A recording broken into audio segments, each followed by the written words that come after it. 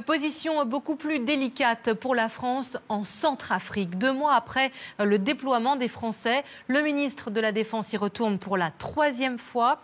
La situation devient de plus en plus délicate. Amnesty International affirme en effet qu'un nettoyage ethnique est en cours et que nos soldats sont dépassés. Aujourd'hui, un charnier a été mis au jour. Pierre Didier.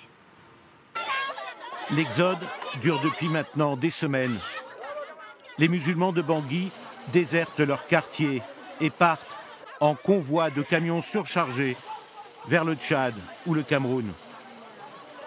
10 à 15% des Centrafricains sont musulmans, comme les rebelles du Séléka qui ont pillé le pays pendant un an. Aujourd'hui, en manière de vengeance, les chrétiens les chassent de chez eux. On est né ici, grandi ici, vieillir ici. Subitement, les gens commençaient à taper tout le monde.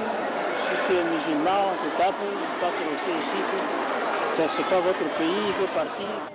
Scène ordinaire de la rue, ces policiers qui étreignent des uniformes tout neufs interpellent brutalement un homme suspect parce qu'il est musulman.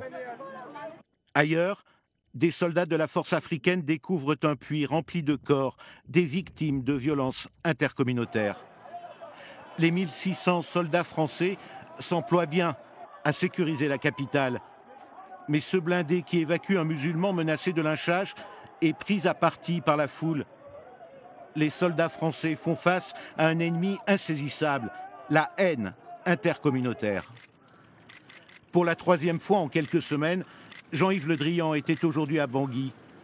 Avec la présidente centrafricaine, Catherine Samba-Panza, il a survolé des territoires qui restent encore incontrôlés. Là, dans la brousse, se déroule toujours ce qu'Amnesty International qualifie d'épuration ethnique de musulmans.